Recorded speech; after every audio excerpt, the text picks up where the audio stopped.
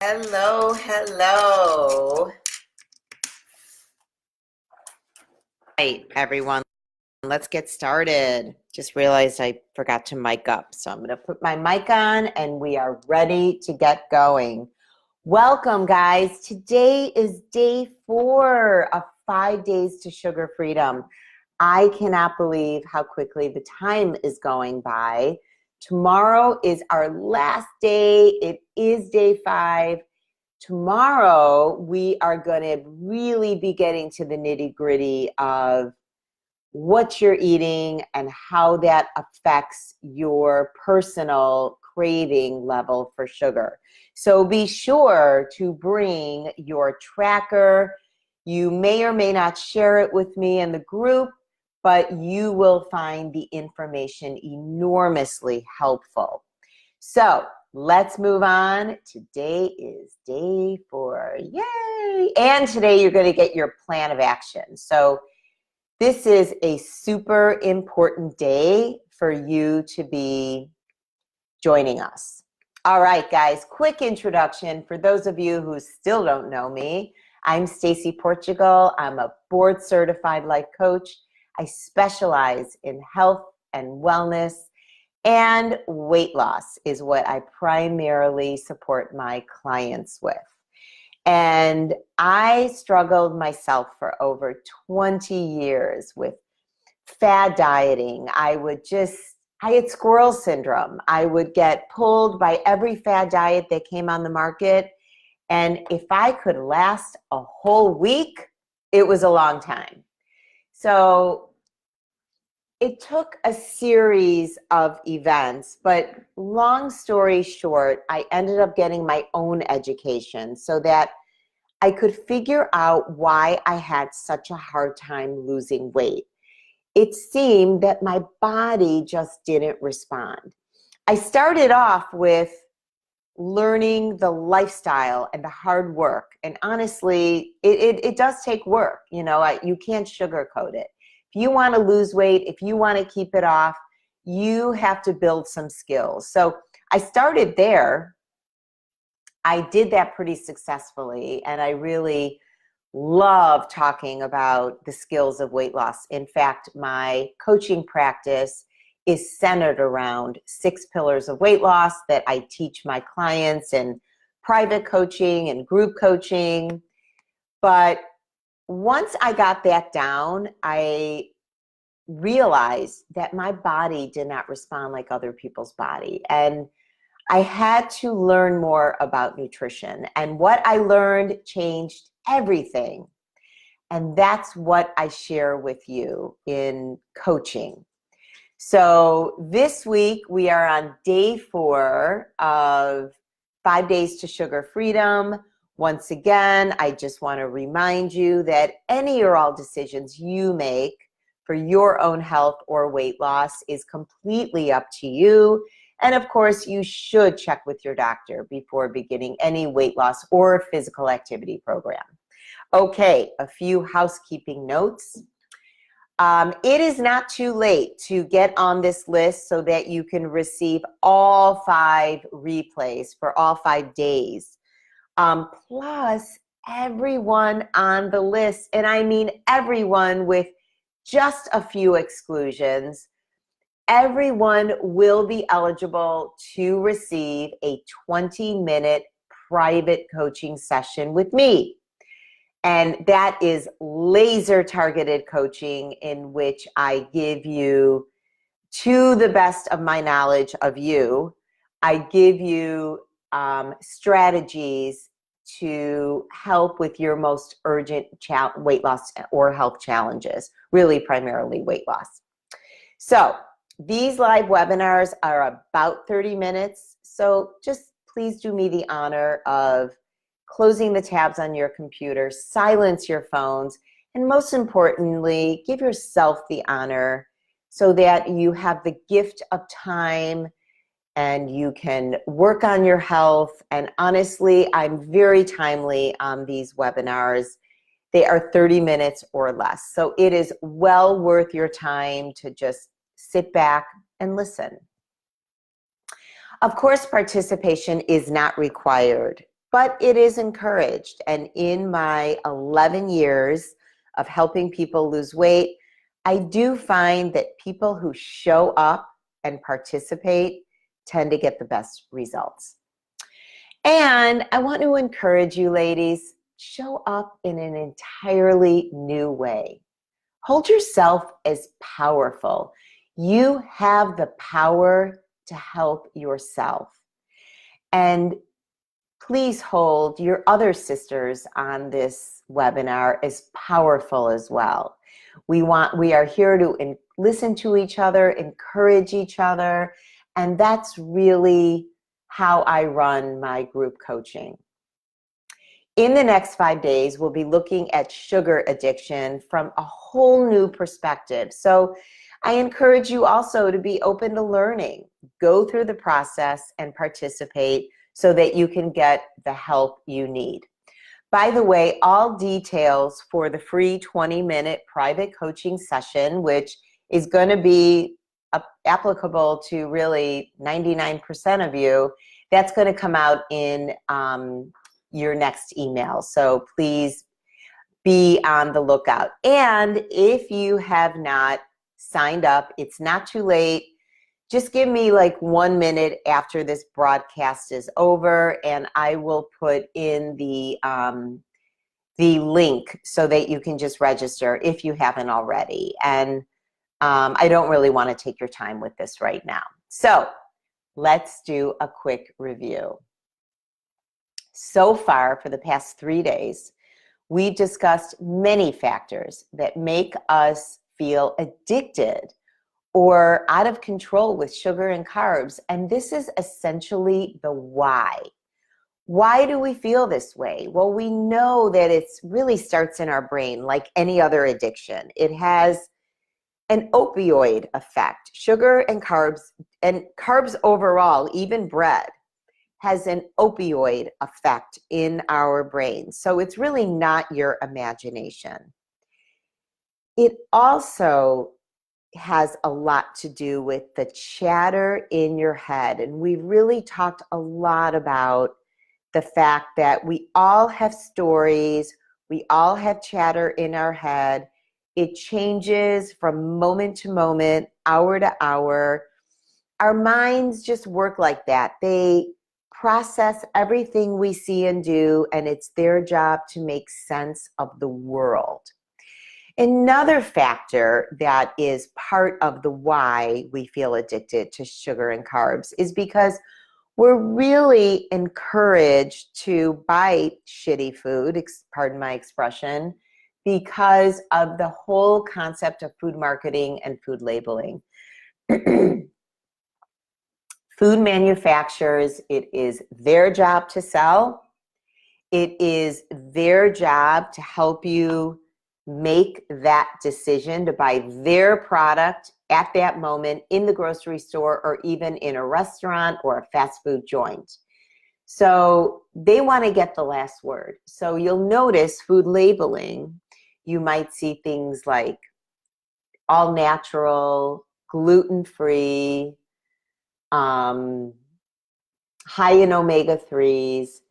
And these terms are very loosely regulated by the FDA. And the problem is they've isolated one thing you may have heard in some sort of news media, you know, about gluten. A lot of people think, for example, that gluten-free means that you'll lose weight. So people go gluten-free who don't even need to be gluten-free. And really, in fact, that's not necessary, and it's not a method of weight loss. So when they see that, they think they're buying something healthier. It's a very common misperception. And a lot of food labeling, all it really does is serve to confuse the public. I'm sorry to say, but that's true.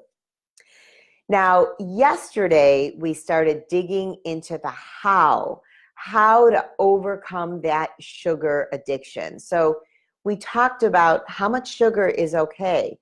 And you actually have homework, which you should still be doing. You should be tracking everything you're eating and drinking, whether it's plain old-fashioned paper and pen. You can use MyFitnessPal so that you can actually see the nutrition information. I've invited all of you to share that information with me, whether it's, private message. You can email me at stacy@stacyportugal.com. I will not share your tracker with the public, but you will see that I will be giving feedback via this workshop tomorrow. So tomorrow is really when we get the nitty-gritty of what a healthy tracker should look like, what a healthy day looks like, and you can go ahead and compare it to what you're eating. Okay, so we dug into the how. We also talked about, where could we be eating sugar that we don't even realize? And there was a whole list of things yesterday. I mean, from breads that have high fructose corn syrup, to your barbecue sauce, to your yogurt, to your kefir, to your pasta sauce. Sugar is everywhere. And the truth is, unfortunately, we live in a toxic world. And we also talked about, for part of the why, is that we really need to become much smarter, more educated consumers. Yesterday, I also talked about my 3 strategies to overcome tough situations, tough like sugar situations that you're dealing with. And the first is, as I mentioned, become a smarter consumer. Start reading labels. Don't bring shit food into your house, because the truth of the matter is you will need to say no again and again until that food is gone. So it really does start with your environment, and we'll talk a little bit more about that today. And then the second strategy I shared is simply identifying your most challenging situation. That was our homework yesterday. What are your most challenging situations or your most challenging foods? The reason it's really important to identify that and to get it out of your brain and onto a piece of paper is because you won't be able to problem solve unless you have the problem right in front of you. So really go ahead and just take a few minutes and identify it. Put a little bit of thought into it. Go through like a day or 2 days or 3 days, and then see like, wow, where do I tend to unravel on a pretty consistent basis? And then the third strategy was just called strategies. And we talked about planning for success, getting very specific, visualization, and listening to that chatter in your head that changes moment to moment, and how you really need to update the dialogue.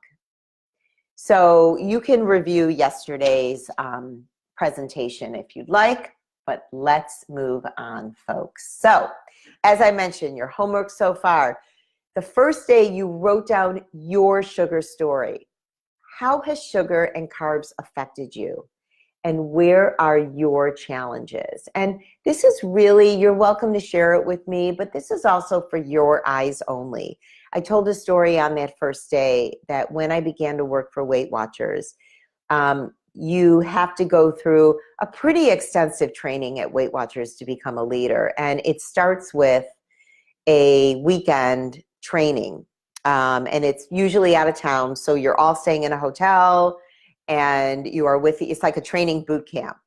But one of the things they ask of you before you show up at the boot camp, at the training, is to write your self-disclosure. And I cannot emphasize to you enough how powerful it was for me to write down my self-disclosure.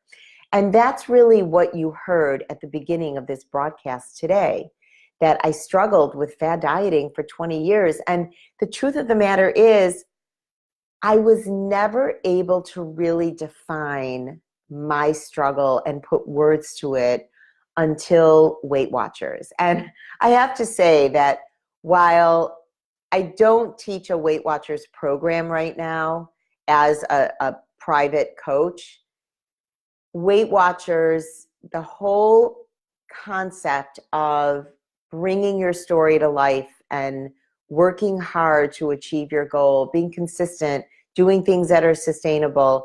Those things are things that I incorporate, that I've really learned. It's been the foundation of bringing to my clients solid, foundation-based information that they can stick with. I am not a fad diet program at all. So the second piece of homework was writing down everything you're eating and drinking that started the day before yesterday. You should have done it today, and I'd like you to finish it up tonight, and we will discuss more of it tomorrow. And it's really going to be getting to the nitty-gritty. So you want to make sure you're on this final call. It's all coaching. It's all info. I haven't decided, but it may just be me on the call without the presentation so that we can be a little more face-to-face. The last homework yesterday was, as I mentioned, just identifying your most challenging situations and or your most challenging foods. And because those are the things you're going to be specifically brainstorming as you're going along, yesterday, today, etc. So today's topic, we're going to be talking about strategies for decreasing your cravings and staying satisfied. The truth of the matter is, you really are going to need to go through some sort of detox.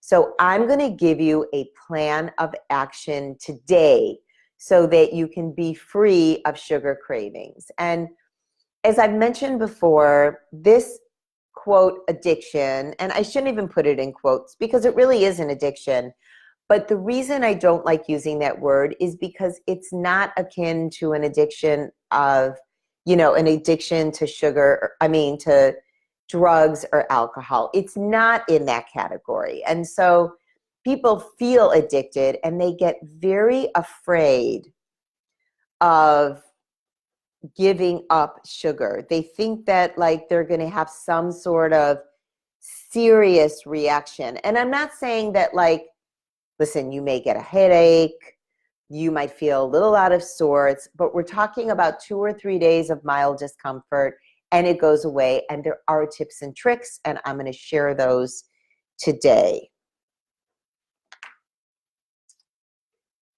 So let's dive in. How to stay satisfied and decrease your cravings. The truth of the matter, guys, is that you're always going to have a sweet tooth. And for me to say to you that you're going to get over the hump, you're going to follow my advice, which is going to be awesome, and you will get over the hump. And depending how deep you go into some of the things that you could do, which is not a part of this 5-day presentation, you could completely abstain. And that's the kind of stuff that I work on with clients. However, what we're talking about is sort of that surface approach to get you past the addiction. However, just because you're not craving it to the degree that you were doesn't mean that you may not have a sweet tooth. And we're really hardwired for a sweet tooth. It's actually one of the things that we prefer as humans. So we really have to know that and accept that. And as time goes on, there are very specific ways of managing it. And again, it's something I deal with my clients. And hey, just a quick shout out that my group coaching program is going to be running from the end of January to mid-April. It's a 12-week program. It gets results. And it's a long enough period of time that we really spend time together, and we are just sugar-free sisters. We just stick together and we keep going at it week after week, and that's where you hear a lot more of what you're hearing now. What you're hearing now is kind of a taste of what I do. Also, I want to point out that there is a difference between having a manageable sweet tooth and actually feeling controlled or addicted to sugar. So there's a huge difference there. So for now, we're going to be talking about a plan of action to get you over that hump. Here's the problem, guys. We are eating way more sugar than we even realize, mostly in the form of processed foods. Plus, we live in a toxic environment. So think about all the stuff in the grocery store, all those food labels that we have to be smarter about. Think about also all the hidden sugars we eat, and just overall, all the opportunities we have to eat. And the truth is we probably feed our body way more calories than our energy requires, than our energy needs. But it does not have to be that way. It just doesn't. And we need to be smarter, and we need the right guidance to get us past that sugar addicted way of life. So how do we decrease sugar cravings and stay satisfied? Here's your plan of action, and you may need a pen and paper. But of course, if you are registered to receive all the replays, you can do that as well. And I'm going to put the link. It's totally free, guys. I'm going to put the link in the comments so that you can register and receive all the replays by the weekend. Okay. The first plan of action is, I'm sorry to say this, but you need to go cold turkey from all sugary sweets that trigger you. And that's really going to mean processed foods. Sorry, but that's the way it is. So you're going to let go of the crackers, the candies, the breads, the pastas, all that kind of stuff. But you're going to go a step further, and I'm going to explain to you what that is in just a moment. What I advise to get past that initial hump is I want you to eat regular meals throughout the day, and those meals should be balanced. And I'm going to give you very specific information about what a balanced meal looks like. Now, I just want to bring up that there are a couple of things you could do. You could chew gum if you're having a really bad sugar craving in the first. I want to mention that these cravings go away after a few days, for sure by a week, for sure. But what I would recommend as you're detoxing from your current levels of sugar is drink 1 to 2 cups of broth every single day. Drink it like you would drink tea. It could be clear broth. If you want to buy like a bone broth, a healthy bone broth. My only recommendations for broth is keep it MSG free and as free of preservatives as possible. You could even like just make your bone broth, like super simple. Go to your slow cooker, grab a whole chicken or chicken breast, whatever you like, or turkey or even beef, whatever you like. And go ahead and you can add some vegetables and you can add salt. And here's the thing. You want a broth that is salty. Because what happens is when you're eating a very high level of carbohydrates each day, your body is so used to running on carbohydrates that when you cut way down, and you're still going to be eating plenty of carbohydrates, but when you cut way down, you know that the average American eats like between 200 and 350 grams per day. And really, this is far more than we need unless we are an avid athlete. Like if you're a marathon, and I don't mean a 5K-er like me, I mean an avid athlete, someone who is running marathons or half marathons, someone who is training for a high level event, someone who might even be, this is iffy and it depends on the person, so I'm not going to say this with a definitive nature, but if you have an extremely physical job, maybe you're a postman, and even that job is iffy that you would need 200 plus grams. I'm trying to think of a super, super physical job. Maybe you're a fitness trainer and you're teaching like 3 classes a day. that might be a raisin that you need maybe closer to 200, but most people just don't need it. Anything over 100 grams is a whole lot of carbs. Your body simply doesn't need it. And you know what happens when your body has way more carbs than it needs? Your little friend slash enemy, insulin, takes that sugar in your bloodstream and it goes right into your fat cells. So think about all those added carbohydrates as just more hip, more butt, more stomach, and those bat wings, because that's exactly where it goes. So make sure, and it's hard for me because I'm talking to a wide variety of people right now, but drinking 1 to 2 cups of a salted broth each and every day, it's not going to hurt you. Go ahead and do it. And if you're concerned about the salt content, please do check with your doctor. So let's get specific about what actually defines a balanced meal. A balanced meal looks something like this. It could be breakfast, lunch, dinner, snack. It should have anywhere from 2 to 8 ounces of protein, and even more if you need it. If you're someone who is, it depends honestly on how much you weigh, but if you're super hungry and you need the energy, eat more than 8 ounces in that meal. I've had moments when I've had 10 ounces of protein in a meal.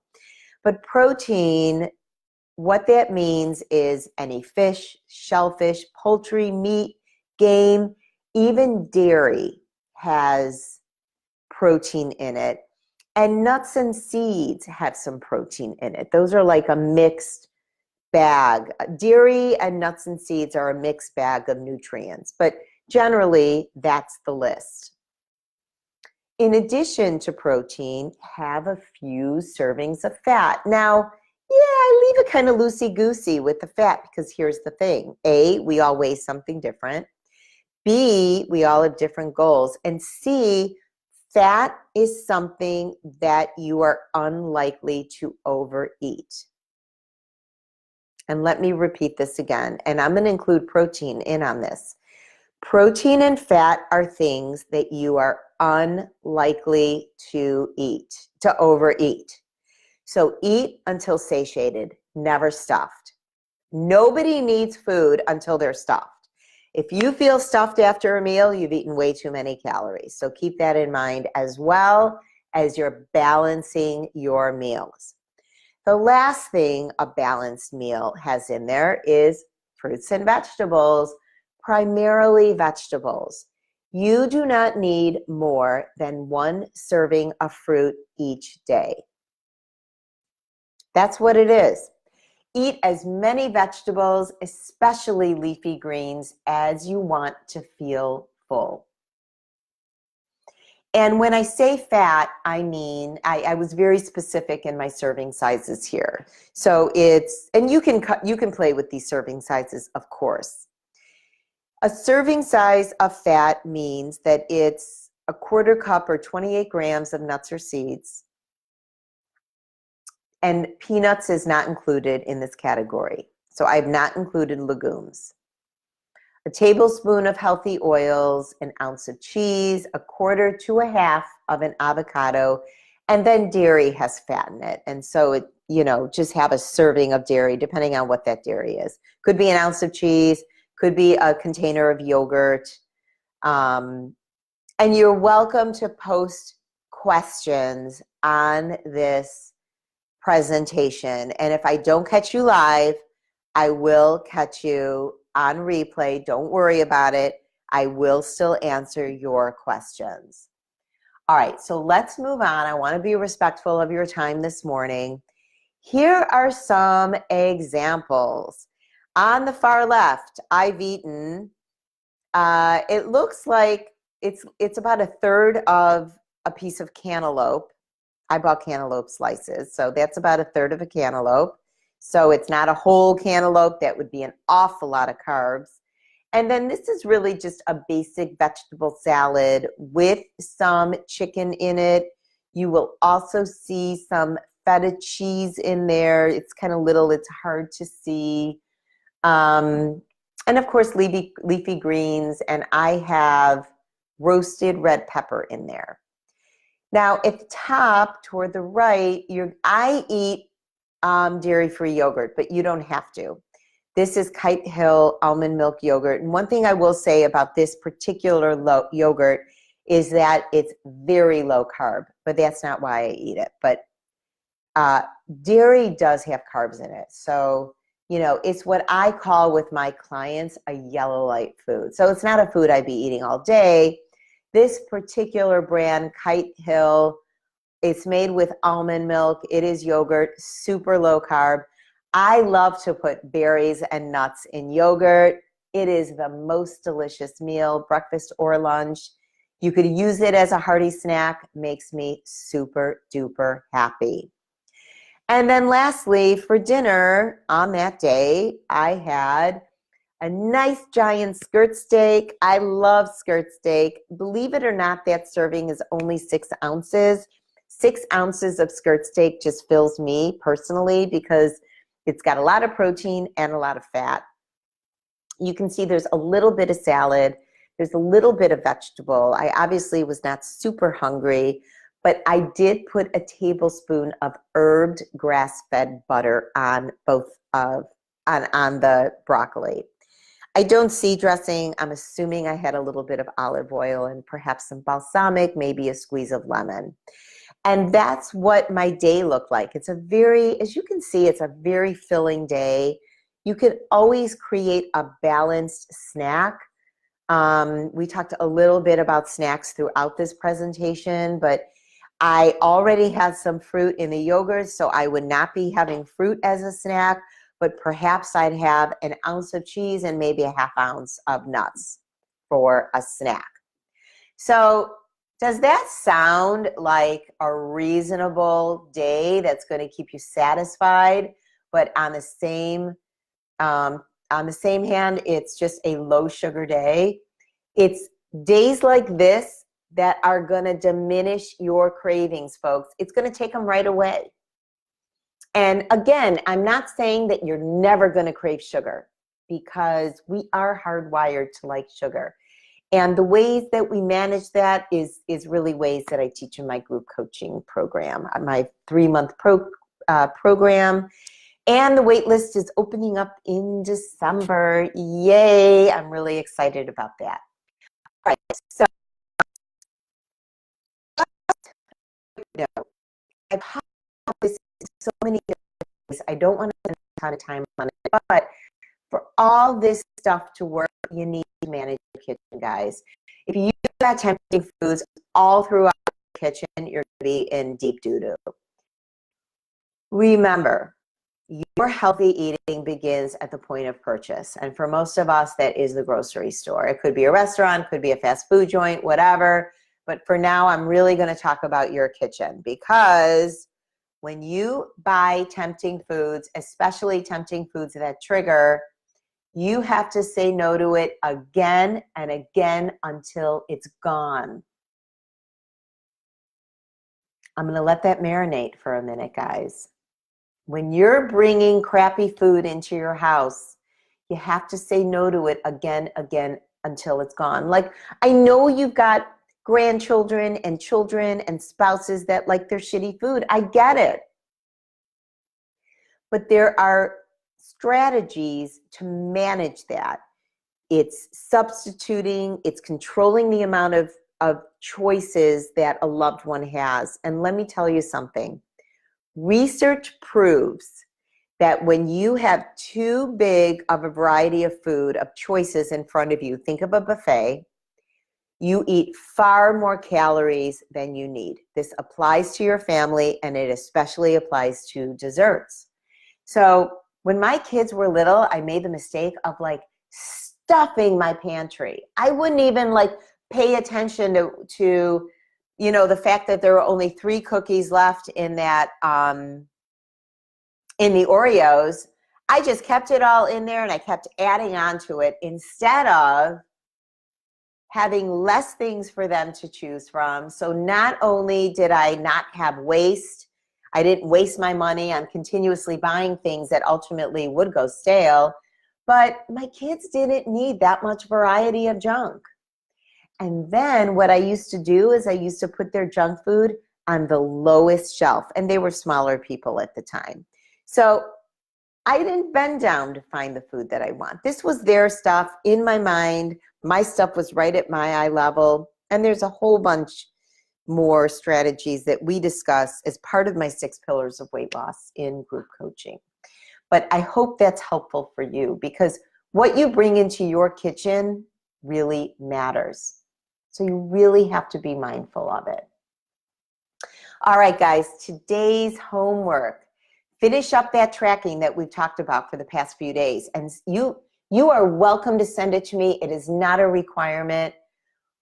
If you'd like my help, you can share the info on the live webinar, and I'm happy to help you live. You can post. I don't know if I could blow up posted pictures of this, actually. So don't post pictures in the comments. But you could even just quickly write down one day, and I'll get a good example. If you're using a MyFitnessPal type thing, I want to know how many carbohydrates you're eating in a day. So I'm happy to help you live. If you're not comfortable with that, tomorrow is going to be a very productive day. We're going to talk about more days of healthy eating, and we're going to really help you understand how, to manage your days, how to put the puzzle pieces together, and how to substitute, going forward once you're past this hump. How do we manage a sweet tooth? So that's really what we're going to do. Tomorrow is day 5, last day. It will be at 5 o'clock as usual. I know I've changed the time just a few of the days, but tomorrow is at 5 p.m. Central. It's right here on Go From Cravings to Control. If you have a friend that's interested, please invite them into our group. You can add them directly yourself, and I would do it sooner than later because I do have to do a quick approval of it. And you can tag a friend in here. So I will see you all tomorrow. I hope that's helpful. Guys, have a great day. Please don't forget to do your homework, and that is to finish up what you're doing and take a look in your actual kitchen. And I want you to know what's triggering you in your kitchen, and you can even create a plan of action for it. Okay, guys, have an awesome day. I'll see you tomorrow at 5. Take care. Bye-bye.